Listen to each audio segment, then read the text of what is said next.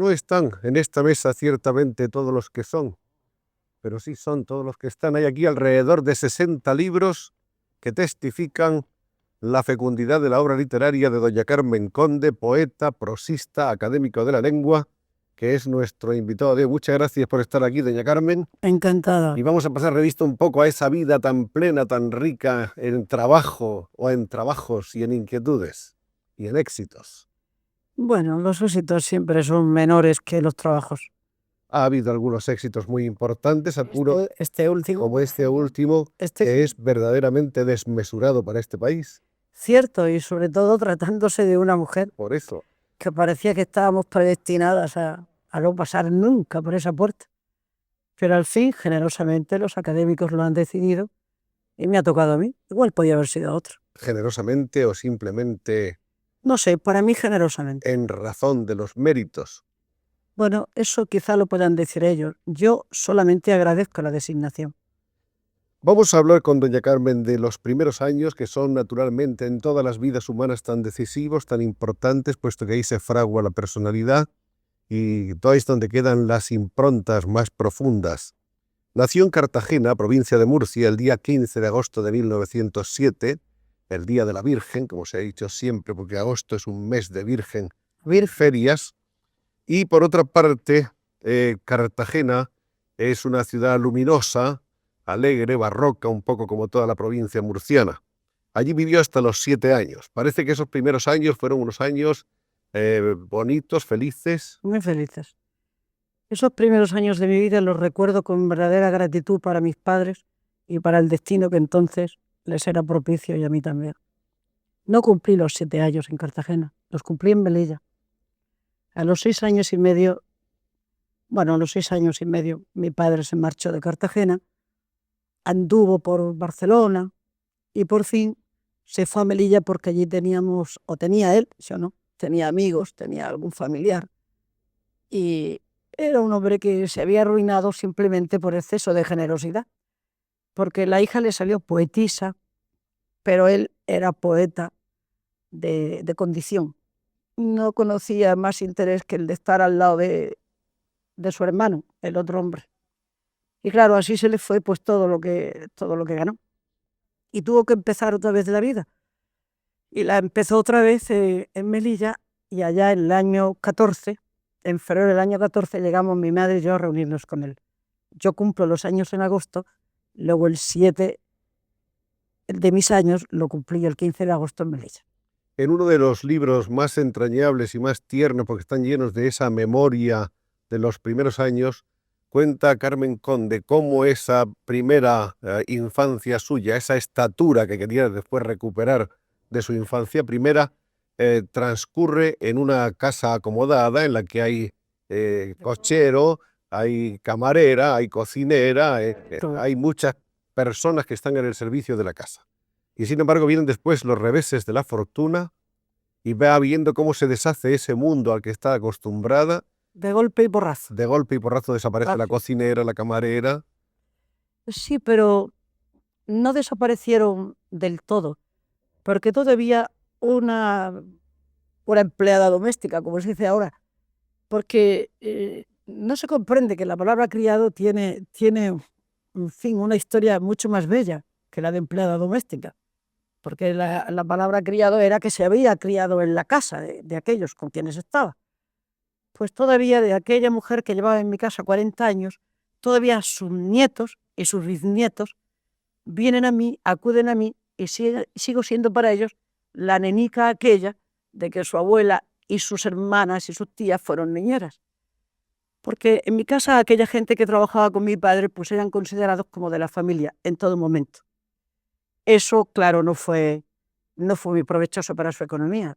Entonces, por eso nos fuimos a Melilla, a recuperar algo. La señora Angélica, creo que se llamaba la cocinera. O Angélica. Angélica. Esa era la cocinera. Esa me contaba unos cuentos deliciosos que yo he recogido, muchos de ellos, y decía ella que le habían pasado de ninja. Pues que sí, pero yo creo que tiene una gran imaginación. Había otro empleado de mi padre que se llamaba Juan, que era un encanto, que me contaba cosas maravillosas. Mi padre decía, eres muy embustero, no le cuentes a mi hija esas cosas, pero yo era feliz con aquellas cosas. Y había otro muchacho que estaba porque un día de Reyes mi padre me regaló un cochecito con una charrette, con una burrita preciosa que se llamaba Polvorilla, y puso uno de los muchachos que se llamaba Diego Saura, pero le llamaban el churro, yo no sé por qué, y el churro era mi palafranero cuando yo era pequeña. En fin, pero era una casa llena de vida, de alegría, de cordialidad, de familiaridad, profundamente humana. Y a mi padre no le importó quedarse arruinado. A mi madre sí. A mi madre le preocupaba el día de mañana de su hija. Y nos atormentaba bastante a mi padre y a mí con el día de mañana. Esos eran los tiempos en que naturalmente la vida tenía que ser muy apacible, muy sosegada Sí, en esas pequeñas ciudades. era muy bonito. El medio de transporte eran las galeras o las Las tartanas. galeras, en mi casa había 2 galeras y 2 tartanas. Una jaca que se llamaba golondrina, un potro que se llamaba guerra. Y a mí no me daban miedo aquellos animales. En cambio, las hormigas me daban un miedo pavoroso. Es un miedo que no he podido superar, el de las hormigas. Debe ser porque son tan ahorradoras. De todas las cosas que cuenta, de cómo se va destruyendo ese primer mundo suyo, Carmen Conde, hay una que me llamó la atención cuando lo leí, que era cuando están cargando las cosas para desmontar la casa, cómo desarman la cama donde ella vino al mundo. Una cama que era de madera oscura, que tenía unos finales rematados en peras, No, digo, era en copas. copas exactamente, Todo eso. como para beberse los secretos de la noche, creo que decía la poeta. O La poetisa. La poetisa. Vamos a No discutir. feminizar la palabra. Vamos a feliz. Pues sí, es cierto. Pero todo eso era una tristeza que no se compartía con los demás. Mi padre era valiente, afrontó la vida, mi madre también, y yo me callaba mis pequeñas tristezas. Lo que más me dolió fue que vendieran los caballos, que también está recogido ahí. Porque me llevaba la niñera al colegio y me dijo, no vuelvas la cabeza. Claro, lo bastante para que un niño vuelva la cabeza. Y yo volví la cabeza. Y vi que estaba mi padre en la puerta de la cochera con unos hombres y los caballos. Y yo sentí de pronto que aquello ya era malo. Efectivamente, por la noche, cuando mi padre vino a cenar, le pregunté, ¿por qué has hecho eso? Y él me dijo, porque ya no tengo dinero para tener caballos. Ese fue mi primer dolor de pérdida de cosas queridas, no de cosas materiales, no de riquezas, que esas no me han importado ni me importan nunca, pero de seres queridos, porque los caballos yo los quería mucho. Saltemos un poco rápidamente en el tiempo para encontrarnos con otra imagen que va a ser también patética y decisiva. Es la despedida en el muelle de su padre. Me parece que era el Ausias Mar, el barco correo que se lleva a su padre a Barcelona. Sí, ese se fue desde Cartagena. De Cartagena a Barcelona. Eso es muy triste. Sí, porque cuando ya el barco iba a desaparecer, como tú conoces la Bucana, iba a desaparecer, me dijo una tía mía, dile a tu padre adiós, porque mi padre decía, nena, y yo lloraba y no podía, y dice, que se va a creer que no lo quieres. Bueno, que no lo quería, yo lo quería con locura. Y entonces grité, y ya ese sonido de la voz sobre el mar es algo que siempre oigo. El padre se encuentra en Barcelona con una época singularmente difícil. Sí, el tifus. Nada menos que una epidemia de tifus. Eso fue el año 13, entre el 13 y el 14. Y entonces, temeroso de que el tifus pueda también hacer presa en él, Sí. decide marcharse a África y desembarca en Melilla. En Melilla, en el muelle Villanueva, que recordarás. Sí, allí estuvo unos meses hasta que ya, como yo lloraba mucho y estaba medio enfermita y no comía porque no veía a mi padre, el médico le dijo, hay que irse, hay que llevar a esta niña con su padre.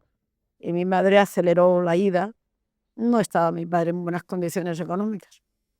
Y algo muy doloroso para mí. Cuando yo me asomé a la borda, vi un hombre que se paseaba por el muelle y no me gustó aquel hombre, porque no iba vestido como yo estaba acostumbrada a ver vestido a mi padre, que se vestía muy bien, que era muy presumido, y después era mi padre. Y cuando yo vi que era mi padre aquel hombre, me dio una tristeza y un remordimiento, y no sabía cómo quitarme yo aquel dolor de dentro. Es que ya éramos rematadamente pobres. Pero aparte de eso, él había perdido en su prestancia, en su salud. Sí, porque él Estaba quebrantado, delgado. se sentía muy desgraciado de no tenernos con él. Y además no se sentía feliz porque no había encontrado todavía un camino, en fin, que fructificara para mantenernos.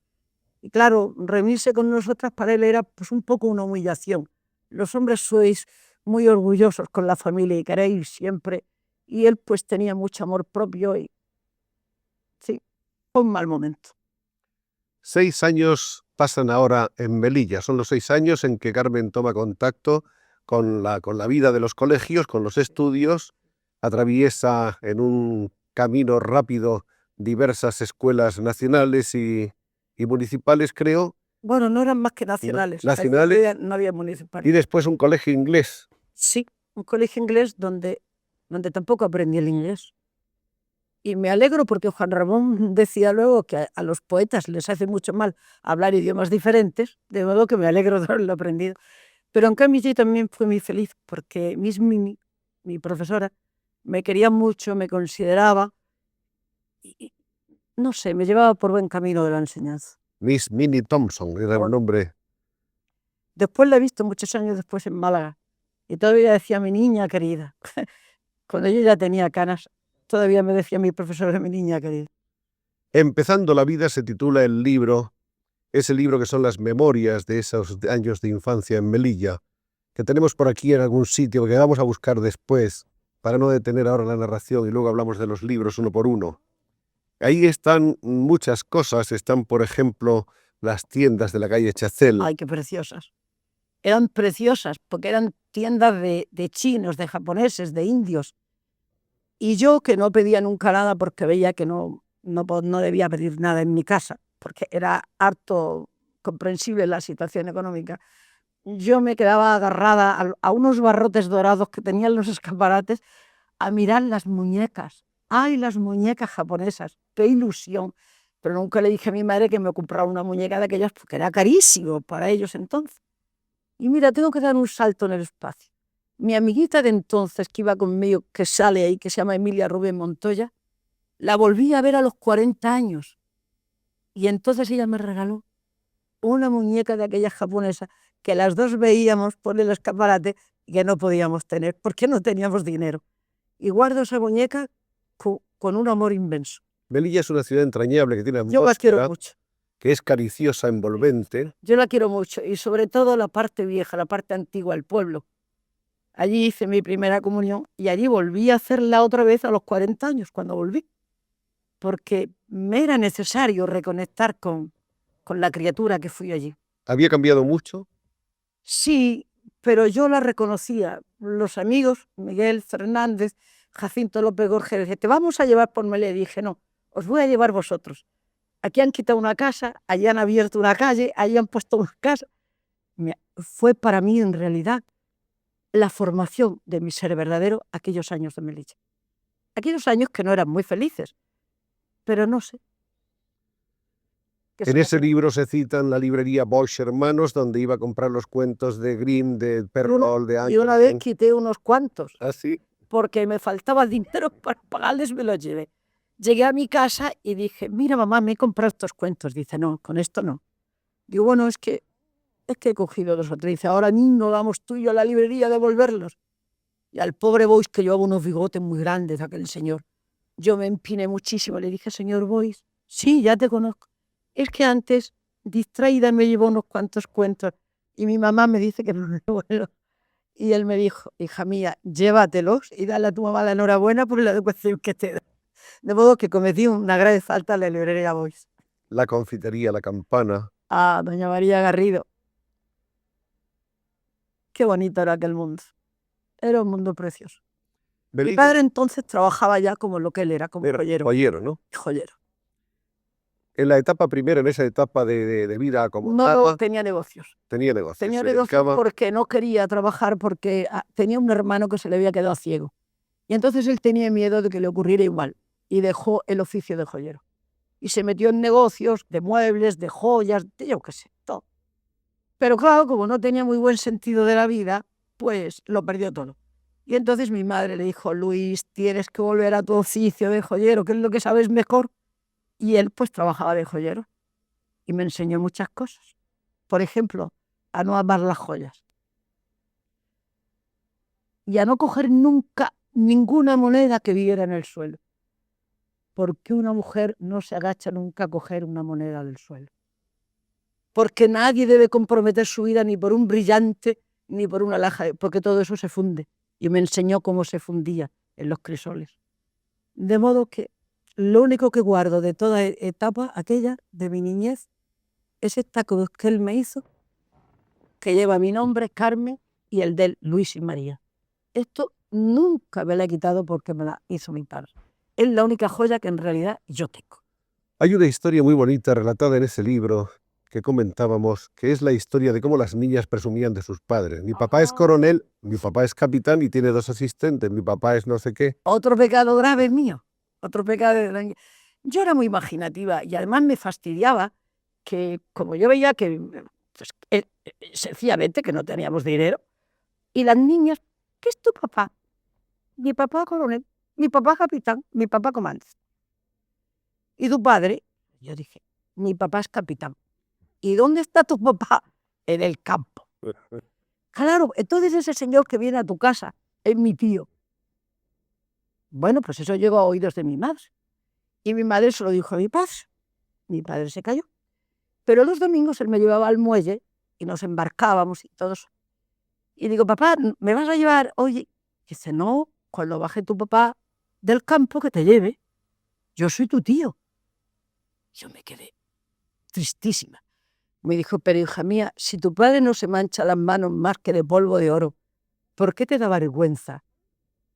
Y entonces yo le juré, sí he mentido, pero te juro, padre, que nunca en la vida volveré a mentir. Y te juro, Joaquín, que nunca he vuelto a mentir. Otra cosa muy bonita en esa época es que ya toma contacto Carmen Conde con su iniciación literaria, con lo que vienen de ser las letras, una vocación insobornable, incluso a contrapelo de la voluntad familiar, sobre todo materna. No, mi madre decía que las mujeres no debíamos escribir, que lo que yo tenía que hacer era aprender a ser una mujer de mi casa. Y la tomó con eso y me hizo una mujer de mi casa, pero a palo limpio, vamos. Pero eso de escribir yo me lo resolví muy bien, me metía debajo de la cama con una perra que tenía preciosa que se llamaba Sultana, y entre la perra y yo leíamos y escribíamos las dos debajo de la cama. En el año 1920 se produce un nuevo viaje a Cartagena, En Semana Santa. por 3 años. No, por 3 años no. ¿No? ¿Por cuántos? Ya. No, por muchos más. Por toda la vida, ya no me ¿Por moví de, cuántos? no me moví de Cartagena hasta el año 36. Exacto. Hice viajes, sí, pero viví allí. Eran años cada vez más difíciles, cada vez más duros económicamente. Sí, hasta el punto de que yo tomé la sublime decisión aquella de Miura de ponerme a trabajar. Y entonces mi padre hasta lloró porque su hija se independizaba. Y yo le dije, pero si para mí es muy divertido, lo que no es divertido es no tener dinero. De modo que yo necesito vestirme. Yo ya tenía 14 años y medio, no tenía 15 siquiera. Pero yo presumía, tenía mis novios y yo quería ir mona, arregladita, y aquello no marchaba bien. Entonces, en unas oposiciones que hubo en lo que se llamaba Sociedad Española de Construcción Naval, que ahora se llama Empresa Álvaro Bazán, publicaron un concurso para cubrir unas plazas, 4 plazas, en delineación, como calquistas. Había que hacer 3 exámenes. Yo me presenté a ellos y los saqué. Entonces, los ingleses dijeron que era demasiado joven para ingresar. Pero yo, como había aprendido francés para leer novelas, les escribí una carta en francés diciendo que cuando se demostrara que a mi edad no sería capaz, que no me admitieran, pero que yo pedía que se me probara. Y claro, me admitieron. Y allí estuve, pues, 5 años. 5 años sobre el tablero de dibujo. 5 años sobre el tablero de dibujo que me quitó mucha salud. Porque yo era, no lo diría nadie ahora, muy delgaducha, no comía. En la guerra aprendí a comer porque tuve hambre y me puse malita. Y me pasé unos meses en la cama y ya decidí no volver más. Nos paramos un momentito aquí para enseñar algunas fotos de la Carmen Conde de estos años que hemos estado revisando. Antes de irnos a Melilla. Esto es los primeros 6 años de Cartagena de que hemos estado hablando. Ahí tendría 3. Esto se despegó. Pero bueno, ya la pegaremos. Bueno, eso es con una muñeca que me había comido un pie. Me gustó el pie de la muñeca y me lo comí. Con su padre. Sí. Ese era Luis Conde. es su hija. En los días dorados. Sí. Ahí está. En la burrita polvorilla vestida de huertana, de murciana. Esa es la burrita mía polvorilla. Los murcianos que siempre han recordado que Carmen Conde es muy de allá. Sí, me quieren mucho, me quieren más que los de Cartagena. Eso también me parece. Yo creo que la quieren igual en Cartagena que en Murcia. Lo que pasa es que en Murcia quizás han sido más Son expresivos. expresivos. El murciano está lleno de generosidad y es un hombre abierto. Magnífica Murcia. A Carmen Conde le dieron la panocha de oro y no sé cuántas cosas. Sí, la panocha de oro me han nombrado hija predilecta de la provincia, me dieron el laurel de Murcia, yo qué sé. Aquí ya está escribiendo. Sí, no. Esa fotografía fue para mandársela a mi padre a Melilla. Porque a la vuelta verás la dedicatoria. Que esa no la enseñas porque era una letra muy mala de 6 años. Así escribía una futura académica. Con una letra muy mala. Tenía 6 años y escribía muy mal. Aquí no sé si dice 7 o 4. No, no. No tenía 7 aún porque los cumplía en agosto. Pero a los chicos les gustaba mucho tener más adelantar. años. Sí, sí. Aquí está el grupo familiar. Sí, los 3. Es entrañable ver toda esta colección de fotos. Todo eso se debe Ella sumergen en esa. a la devoción de Amor. una amiga que ha sido la que los ha ido recogiendo y pegando ahí, La primera comunión de que hemos estado hablando. en la iglesia del pueblo de Melilla. Bueno, después seguimos con las fotos. Sí.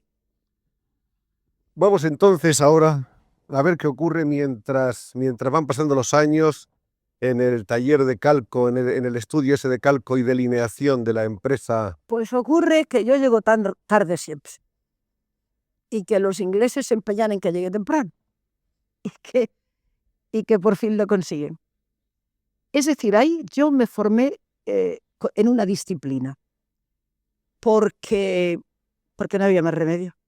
Y como en mi casa siempre había hecho un poco más o menos me lo de escribir todo lo que quería, pues ahí con los ingleses, y recuerdo muy bien aquellos jefes que tuve, se han muerto ya, pero yo les guardo mucho cariño. Tengo compañeros que todavía viven y que me visitan. Creo que por las noches, a pesar de trabajar durante todo el día, Carmen escribía en su casa a la luz de una vela. Sí, porque me quitaban la luz para que no escribiera. Y a veces hasta la vela. Bueno, pero siempre había alguna de repuesto. Ahí engañaba yo a mi madre. En Cartagena conoce a una persona que iba a ser decisiva en ese momento en su vida. Era el poeta más importante de la localidad. Sí. Era Don Miguel Pelayo, quien conoce las cosas que ella escribe, le interesan, la anima, la estimula y la presenta también desde las páginas del diario El Liberal de Murcia. Liberal de Murcia, sí. A partir de ese momento empieza, por decirlo así, a escribir cuentos, pequeños Y en mi cuentos. presentación ante la provincia, mi presentación ante la nación, la hizo Juan Ramón Jiménez en el año 28. Pero eso va a venir después, porque en el año 27 habría de conocer a un joven poeta que tendría también el papel más importante en su vida, Antonio Oliver Belmás. Muy poco después de conocerse fueron novios, y Antonio no solo fue el novio y más tarde el esposo y el hombre de la vida de Carmen Conde, sino que además acertó a canalizar el fervor, la vocación, la capacidad literaria inagotable que había en el fondo, sin descubrir todavía. Él fue el verdadero descubridor de los talentos de Carmen Conde. Este es, no sé si le veremos desde ahí. Pero por lo menos que se acerquen, porque a él se lo debo todo en la vida. Este es Antonio, el marido de Carmen Conde. ¿El noviazgo fue inmediato o no? Sí, sí, enseguida. Él también era un joven volcánico y yo también. Y enseguida conectamos y nos dedicamos a escribir los dos, a leer juntos, a no separarnos ni un minuto y además a escribirnos cartas a diario, que eso ya se... Nos veíamos 3 veces al día y nos escribíamos una carta. A los 5 años de aquella tempestad nos casamos. Nos casamos el día 5 de diciembre del año 1931. Y el regalo de boda que nos hicimos fue fundar la Universidad Popular de Cartagena, porque hacía falta una institución cívica y social que a todos esos que no podían costearse una carrera ni ir a Murcia a estudiar en la universidad, impartirles una cultura que les fuera útil. Y esa universidad popular vivió 5 años también, hasta el año 36. Antonio Oliver Belmás descubrió casi inmediatamente dos personas cuyas distintas sensibilidades fueron impactos en la obra literaria de Carmen, que fueron J.R.J., J.R.J., el cansado de su nombre, el cansado de su y nombre, Gabriel Miró. y Gabriel Miró. Por mi cuenta yo ya había leído a Gabriela Mistral, ya la tenía dentro, y yo aspiraba a ser maestra como ella, y estudié la carrera de maestra, y poetisa como ella. Eso no lo he logrado, pero en fin, yo lo quería ser. En el año 29, la editorial madrileña La Lectura, en sus cuadernos literarios, publica su primer libro, que es este, Brocal. Ya ves qué pequeñito. Todo este montón que hay aquí son los libros de poesía de Carmen Conde, y este fue el primero, Brocal, del que sin embargo dice Carmen que es quizá el más querido de sus libros. Sí, no me arrepiento nada de él, en absoluto. Lo volvería a firmar otra vez si fuera posible. Es un libro de poemas en prosa. Es un libro de poemas en prosa y de amor. Poemas, por otra parte, yo diría que están llenos de esa sustancia que da aquella tierra. Yo creo que están ahí, la luz, esa luz, la luz, la naturaleza. Nuestros molinos de vela, nuestras acequias, nuestro mar. Y suenan algunas cosas un poco como a Juan Ramón, ¿verdad?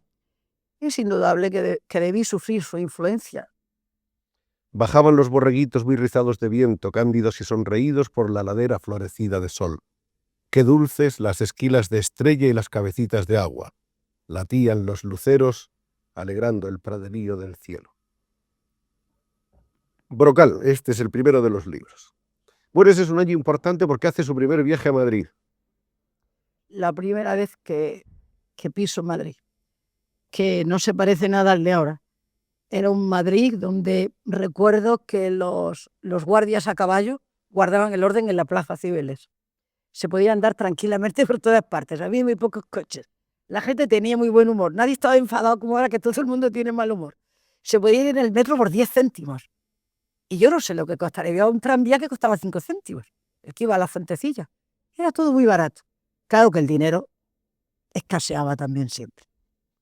En ese viaje conoce a Juan Ramón. Y a Gabriel Miró. Y también a Miró, a sus dos. Y a Pedro Salinas. Y a Luis Cernuda. Y a Manolita Alto Laguirre. A todo lo que es la generación del 27, hija de Juan Ramón Jiménez, el cansado de su nombre. Carmen ha estado siempre más cerca de todos esos poetas que de ningunos otros.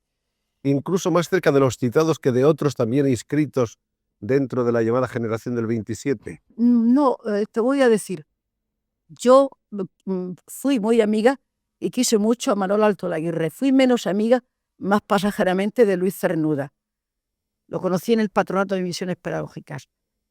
Pedro Salinas para mí fue un gran poeta. Jorge Guillén estuvo de catedrático en la Universidad de Murcia y yo lo admiro y lo quiero profundamente. Pero a quien yo he conocido después de la generación del 27, y a los dos para mí más entrañables, son Dámaso Alonso, que claro, lo conocí antes de que él fuera presidente de la Real Academia, y a Vicente Alisandre, en cuya casa he vivido muchos años y he vuelto a vivir. Porque sin ellos no hubiera habido, aquí en esta España, no hubiera seguido la poesía ascendente como siguió. ¿Y Lorca? A Lorca lo conocí muy superficialmente cuando estrenó Bodas de Sangre en el camerino de Margarita Xirgu. Iba yo con Ernestina de Saint-Pourçain, que ahora es viuda de Juan José Domenchina, y lo conocí allí, pero es que yo venía a Madrid 2 o 3 días. Que era la joven poetisa del momento. Era la joven poetisa con Concha Méndez. Exacto, las sacerdotisas de la moda. Sí, pero claro, yo era la más jovencita de ellas. Y claro, ellas tenían más libros publicados que yo. Yo venía siempre con una enorme curiosidad de conocer y de ver a la gente y de aprender. ¿Alberti? Alberti lo conocí en el Museo del Prado cuando yo iba a una exposición de los pintores residentes en París que había en el Botánico. Alberti era el muchacho más guapo que se puede uno encontrar en el mundo, y más simpático y más gracioso. Pero no lo traté mucho. lo traté superficialmente porque él vivía en Madrid y yo vivía en Cartagena. Después lo he visto en Roma y lo he visto en Madrid, pero en realidad amistad profunda, amistad entrañable, yo con los poetas que lo he mantenido, con Jorge Guillén a través de la vida, con Pedro Salinas mientras estuvo en España, con Damaso Alonso y con Vicente Aleixandre. Habíamos dicho hace unos minutos que fue en 1931, ese fue el año del matrimonio. Sí. Con él, con Antonio, funda la Universidad Popular de Cartagena. Esa fue una de las iniciativas que en cierto modo estaban inscritas dentro de un denominador común de la época, que era el de acercar la cultura y la universidad al pueblo. Ahí estaban movimientos como el del Teatro La Barraca de Federico García Lorca, las misiones pedagógicas. las misiones pedagógicas, la Universidad Popular de Cartagena y tantas otras cosas. En realidad ese experimento, ¿qué es lo que perseguía? Pues perseguía que la Universidad de Murcia está todavía a muchos más kilómetros de los que se mide por la carretera, que se queda en Murcia, que en Cartagena lo que predominan son elementos militares y marinos, que son señores que pasan unos años allí y que arraigan menos que los naturales del país. Que entonces los obreros, cuando salían del arsenal o salían de la carpintería no tenían dónde ir como no fuera a la taberna.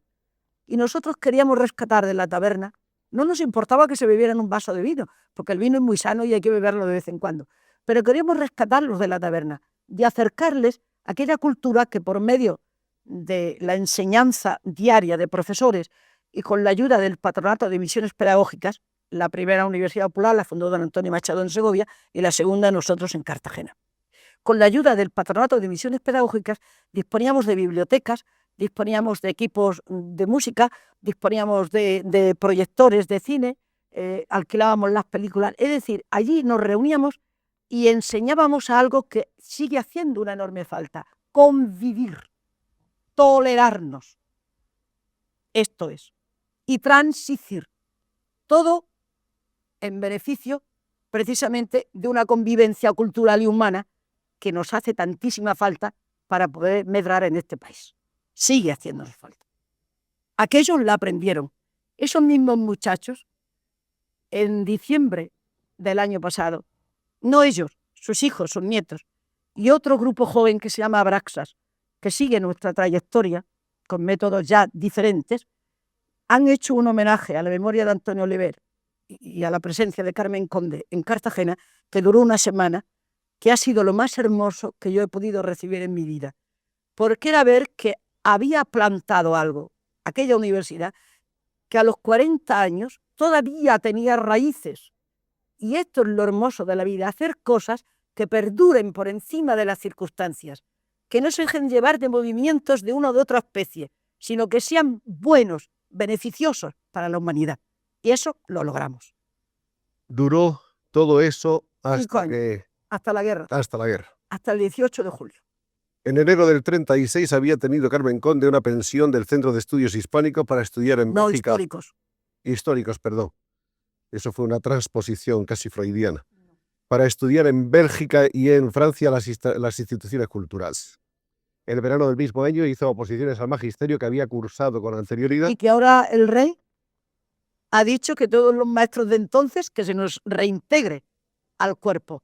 De modo que estoy a punto de ser otra vez maestra. Enhorabuena. Gracias. Nunca es tarde. Gabriela Mistral, que había prologado su segundo libro, Júbilos, poemas en prosa, les espera en Lisboa para pasar un mes. A la sazón es cónsul de Chile en Lisboa después de una estancia no demasiado afortunada en España. No fue afortunada porque no se comprendieron unas determinadas clases sociales y digamos políticas también con ella, que era una mujer de un espíritu profundamente cristiano, profundamente humilde y que quería el bien para todo el mundo sin ninguna objeción hacia clase ni hacia menesteres. Y claro, eso la hizo votar de España. Y se fue. Pero claro, yo terminé mi segundo ejercicio del magisterio de la oposición, terminó el día 18 precisamente de julio del año 36. Entonces mi marido me llamó y me dijo, vente inmediatamente, era en Murcia, porque está pasando algo y no quiero que estés ahí. Volví y nos quedamos ya, sin el viaje a Lisboa, sin la pensión del Centro de Estudios Históricos, sin nada, porque en septiembre de aquel mismo año nos marchamos de Cartagena, él al frente y yo pues a Murcia con mi madre, porque los bombardeos sobre Cartagena no dejaban vivir a nadie. Y nos fuimos a Murcia, donde no pasó nada. Estuvo en el frente de Granada, Sí, Antonio. al frente de una emisora del Estado Mayor que se llamaba Frente Popular número 2. Era el jefe de aquello. A todo esto no hemos dicho, y conviene anotarlo, que 2 años antes, en el 34, había muerto el padre de Carmen. Sí, y en el 33 yo tuve una hija que se me murió al nacer. En esos días de Murcia, sin embargo, en esos días tan dramáticos como fueron los días de nuestra guerra, encuentra Carmen amigos en Murcia que habían de tener también una gran importancia. El matrimonio de Alcázar, por ejemplo. Sí, en cuya casa vivo, de la viuda, otra vez. Él, la primera cátedra que tuvo, cuando hizo oposiciones, fue la de Historia, en Murcia. Y claro, inmediatamente conectamos con el muchacho joven que llegaba a la cátedra de Historia y él vino a darnos conferencias a la Universidad Popular. Conocimos a su mujer, una mujer muy inteligente y muy valiosa, que también tiene publicados algunos libros con el seudónimo de Isabel de Ambía. Y vino los estudiantes de Murcia, era la FUE, porque yo ahora ya no sé si es la FUE o el SEU, estoy perdido, era la FUE. El presidente de la FUE de entonces me iba a ver en Caravaca hace poco tiempo. La FUE reclamó a don Cayetano Alcázar para la Universidad de Murcia, porque era un profesor liberal y un hombre abierto y cordial. Y lo llevaron allá. Pero como la Universidad de Murcia en fin, la ocuparon las brigadas internacionales, entonces lo destinaron a la Universidad de Valencia. Y entonces yo me fui a estudiar a la Universidad de Valencia otra carrera que tampoco me sirvió para nada cuando acabó la guerra, la de Filosofía y Letras. Habrá que esperar una gracia cualquier día. No, ya son muchos años para tanta gracia. Bueno, viene por fin la posguerra y en Madrid Carmen Conde vive marginada del mundo literario oficial, aunque sin embargo escribiendo. Naturalmente. Pero todavía no, perdón. Tardo bastante en poder escribir para el público. En publicar, pero no en escribir. Ah, no, eso no. Escribir no, eso es eterno. El manantial que siempre fluye. Sí, eso es eterno, es como respirar. Lo primero que aparece, sin embargo, son cosas con seudónimo para niño, biografías, narraciones, cuentos. Florentina del Mar. Exactamente. Por aquí tenemos algunas de las cosas de Florentina del Mar. Ahí tenemos un gran tomo con los tres primeros volúmenes. Pero enseña este dibujo que es muy bonito. Que es doña Centenito Gada Salvaje, libro de su vida, que ahora va a salir una segunda edición de él en Barcelona, por cierto. Editorial Alhambra. Estos fueron los 3 primeros cuentos aparecidos. Luego aquí están. Un conejo soñador rompe con la tradición. Yo quería romper tantas tradiciones que ya hasta un conejo inventé que la rompía también. Después vienen. ¿Cuáles son los que vienen después? Es muy largo. Aladino, teatro para niños. Juan de Austria, que no lo tengo ahí. Don Álvaro de Luna. Don Álvaro de Luna, que está aquí. Sí, porque es un personaje que yo adoro. Don Álvaro de Luna y a doña Juana la Loca.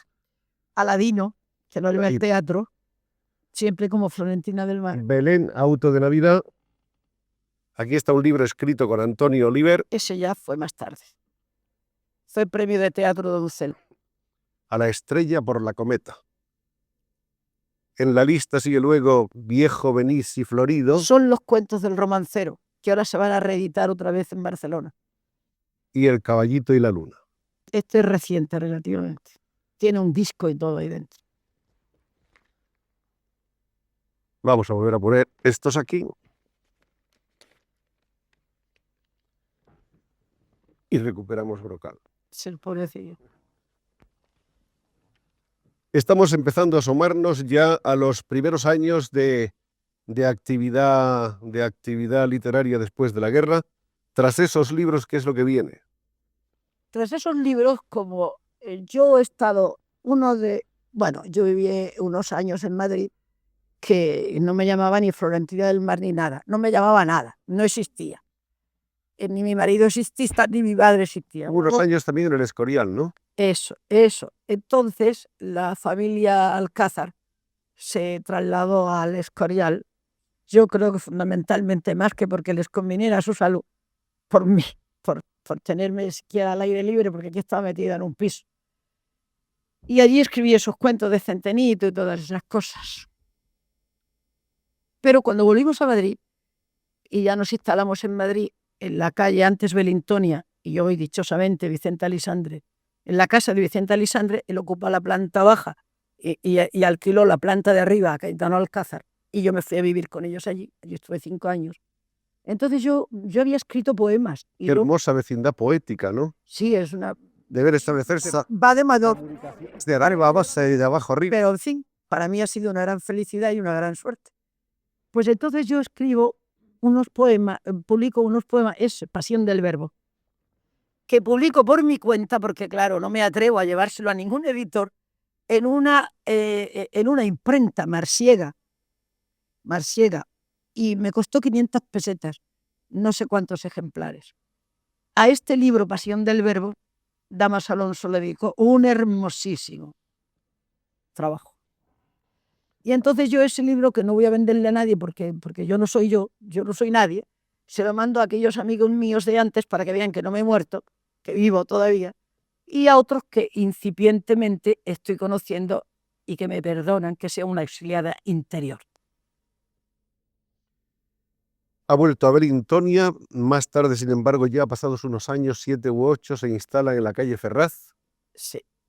En la calle Primero Ferraz. nos vamos, viene por fin mi marido liberado, que no amnistiado, porque lo han amnistiado después de muerto, viene liberado a Madrid y mi pobre madre se reúne con nosotros y nos vamos a vivir a otra casa también para mí muy importante, a la calle Goya número 6, que hay una pensión, la pensión Valls, donde está nuestro actual embajador en el Irán, Aurelio Valls, casado con una catalana, con Carmen Piñamata.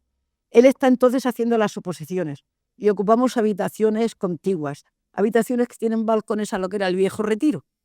En fin, y aquello me sirvió un poco de alivio en aquella sequedad de vida que nos enfrentábamos los tres, otra vez a remontar la corriente.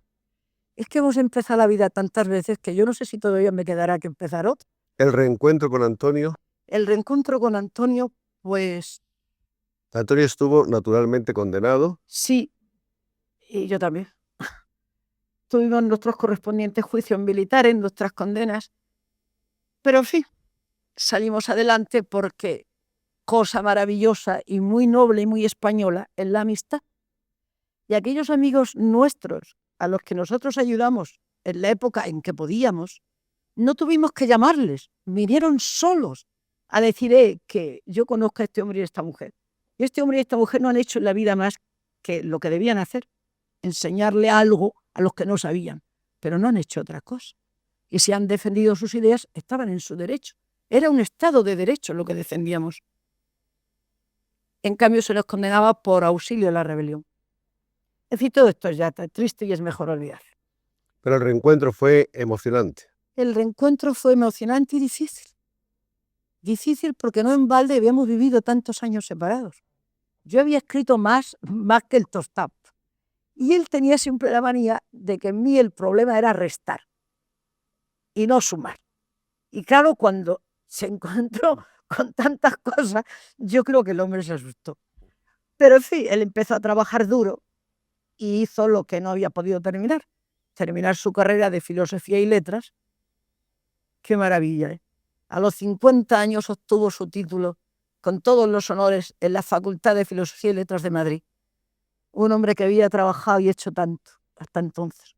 Entonces ya fue profesor auxiliar y agregado después de Luis Morales Oliver en la Cátedra de Literatura Hispanoamericana, después profesor de literatura en el Instituto del Cardenal Cisneros.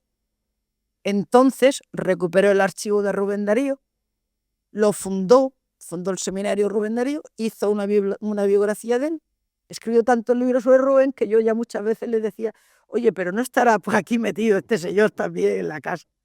Nos llevaron a América encima. Pero le mató también su pasado. Porque él hizo unas oposiciones, porque creyó que debía hacerlas. Cuando Luis Morales Oliver se jubiló, él fue 2 años el encargado de la cátedra. Salió a oposiciones su cátedra y yo le dije, no la hagas porque la vas a perder. Y él le dijo, es que no crees en mí. Y yo dije, yo creo en ti, pero también sé lo que va a pasar. Pero es que yo no me suspendo a mí mismo. ¿Qué van a pensar mis alumnos de mí? Esos alumnos que aquella tarde que nos encontramos aquí por vez primera, personalmente, era Mario Vargas Llosa, el que entraba. Y me dijo, usted no sabe que yo he sido alumno de don Antonio y que yo lo he querido mucho y me doctoré con él. Sus alumnos de Hispanoamérica y de Norteamérica que todavía a mí me escriben de tan gran profesor que era. Claro, no tuvo la cátedra porque se la llevó pues, la persona que se la tenía que llevar, que estaba prescrito. Y eso fue su fin, eso le mató. Él era un enfermo del corazón y murió. Yo no tengo ningún trauma, no tengo ningún rencor, yo no tengo nada, pero contra eso que le hicieron a él, estaré siempre viva. 2 años, el 60 y el 68, arrebataron de la vida de Carmen Conde a 2 personas protagonistas fundamentales. En el primero fue su madre, en el último, en el 68, su marido. La soledad de Carmen Conde a partir de ese momento fue mayor, pero fue una soledad aliviada por las amistades y por el trabajo. Más tarde. Yo quise consumir mi pena y mi dolor en soledad absoluta durante 3 años. Era la única experiencia que yo no tenía, la de vivir sola. Y yo no le he huido nunca nada de la vida. Estuve 3 años sola. A los 3 años, como la chica que estaba conmigo, mi empleada doméstica, estaba 20 años, decidió casarse, cosa que me pareció muy lógico. Y se casó en Barcelona, precisamente. Tú vas a vivir estando. Y entonces, en casa de la viuda de Alcázar, que Cayetano había muerto en el 58, pues las hermanas de Cayetano y las hermanas de Amanda me dijeron, Carmen, ¿qué hacéis sola? Cada una en una casa. Si has vivido aquí antes 5 años, vuélvete. Pero yo no dejo a mi casa. Yo voy todos los días a mi casa, estoy un rato allí y luego me vuelvo a vivir acompañada.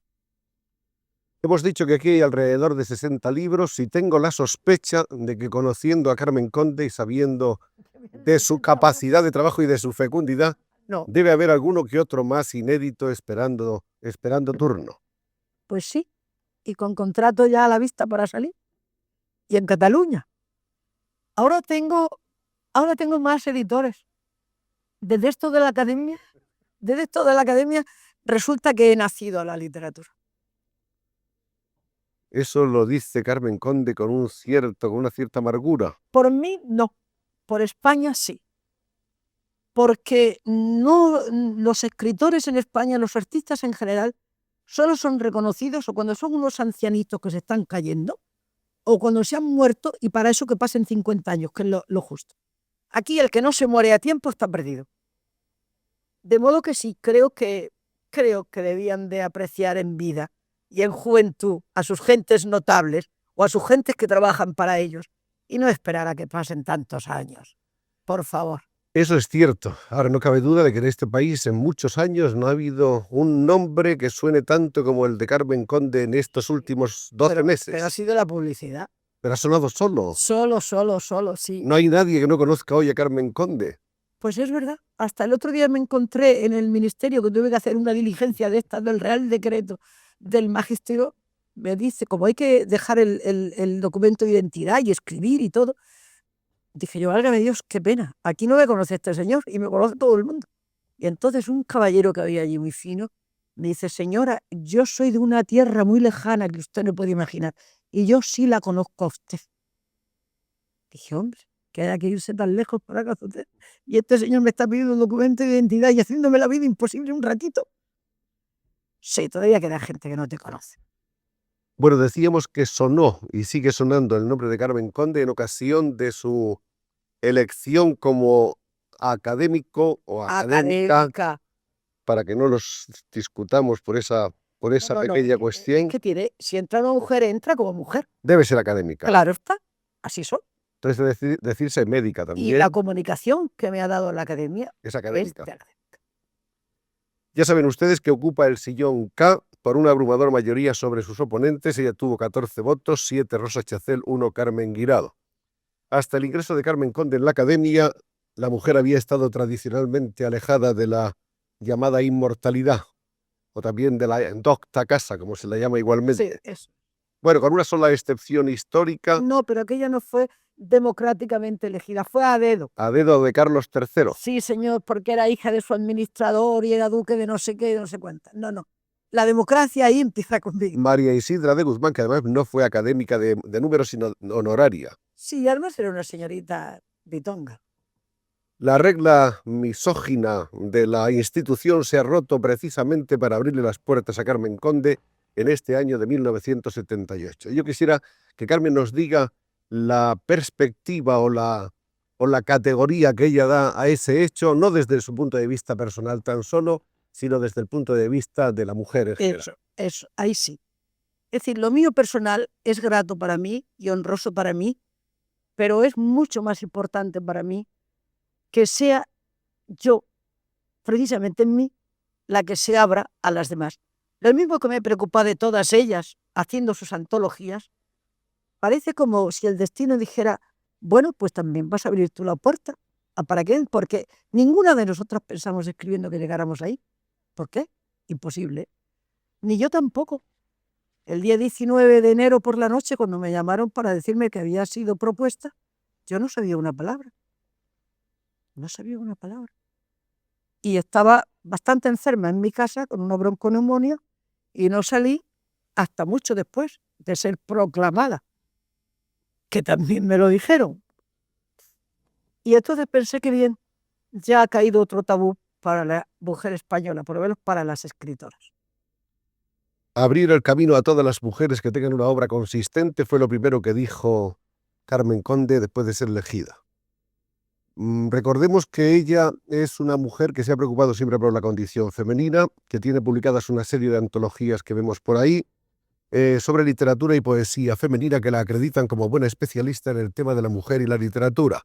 El año 55, Poesía Femenina Viviente, que es esta que tenemos aquí, este gran tomo. Después el segundo es 11 grandes poetisas américo-hispanas. El tercero, Poesía Femenina Española del 39 al 50. El siguiente, Poesía Femenina Española del 50 al 60. Hay otra antología posterior, que es Antología de Poesía Amorosa Contemporánea. Como los minutos se van velozmente, vamos a tener que pasar revista ahora a lo que podamos de toda esta abrumadora y encantadora bibliografía.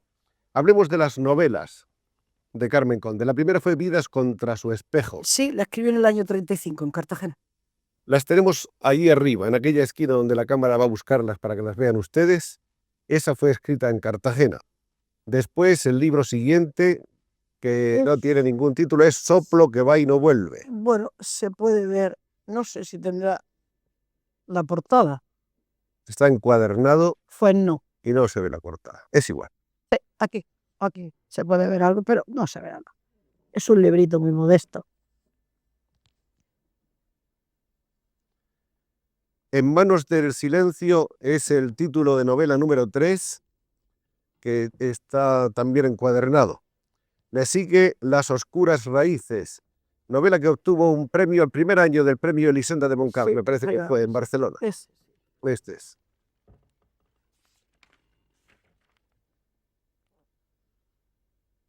...1953, editorial Garbo, Barcelona.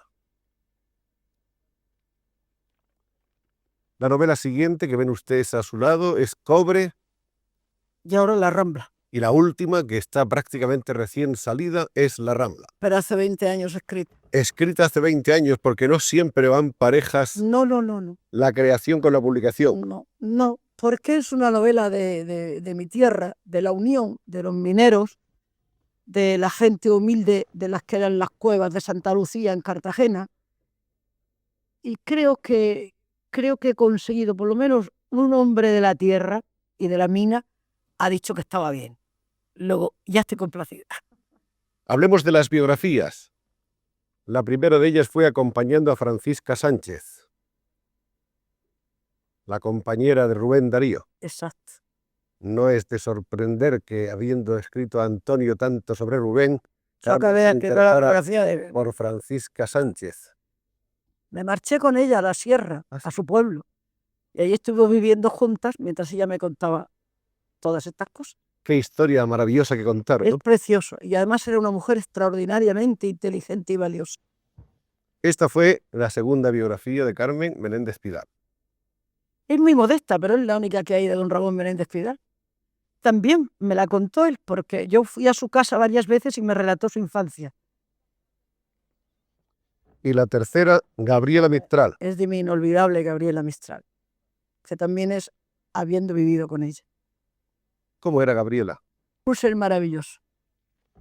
Una persona de una pieza, de una lealtad, de una bondad, de una integridad. Una gran criatura. En el campo del ensayo hay una serie de libros que quedan allí abajo. Juan Ramón Jiménez fue el primero. Sí. Y luego Dios en la poesía española, la amistad en la poesía española, la poesía ante la eternidad. Esos 3 títulos corresponden al año 44. Otro gran tomo que vemos a continuación, Un pueblo que lucha y canta, iniciación a la literatura española de los siglos XII al XV. Sí. Es un libro, además, que yo considero que puede prestar, y sin duda ha prestado ya, grandes servicios. Pues hay una cosa muy triste en ello. La persona encargada de corregir sus erratas en la editora nacional no tenía conocimiento del castellano antiguo. Entonces las erratas son de esas garrafales.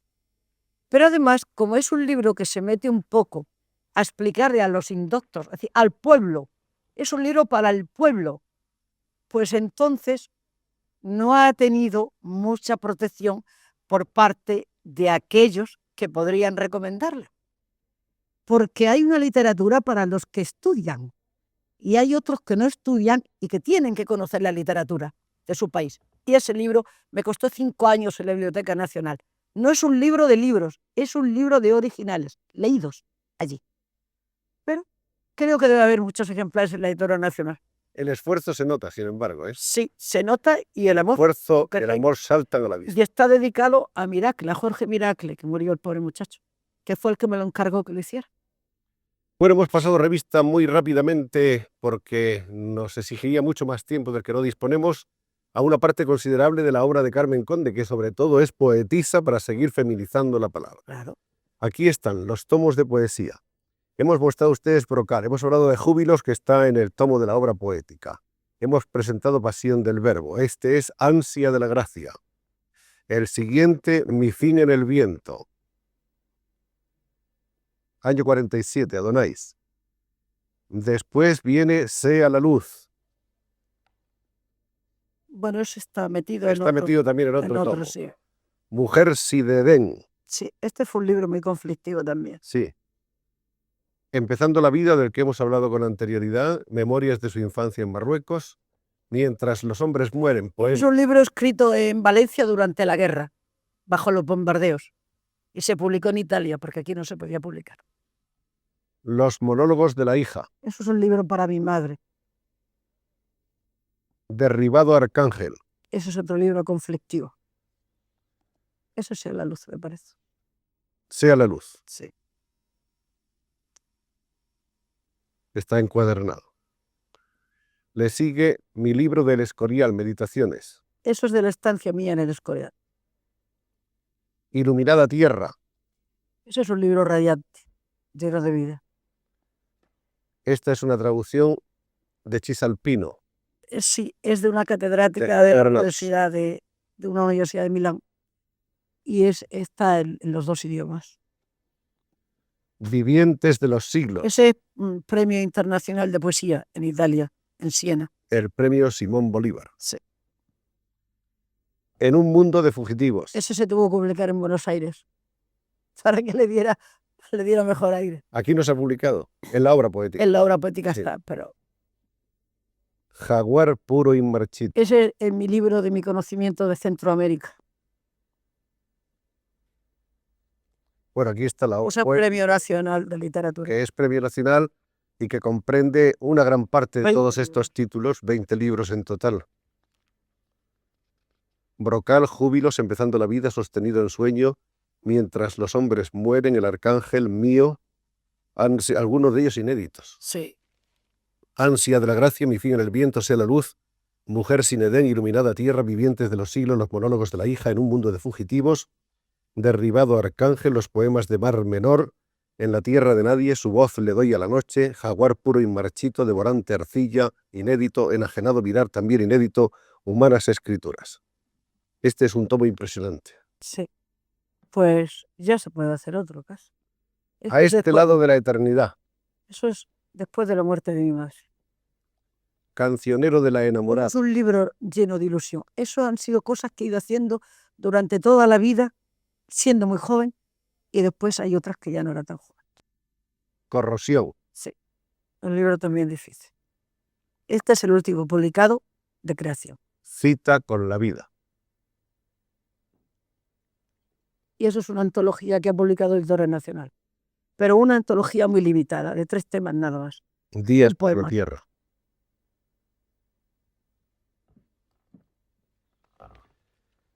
Habría que, ciñéndose un poco a esta terrible esclavitud del reloj, habría que señalar alguna cosa acerca de la poesía de Carmen Conde, pero mejor que señalarlo nosotros, ni que referidos a los textos ajenos y de los críticos, sería un poco ahondar en la visión que de su propia poesía tiene Carmen Conde. ¿Cuál es?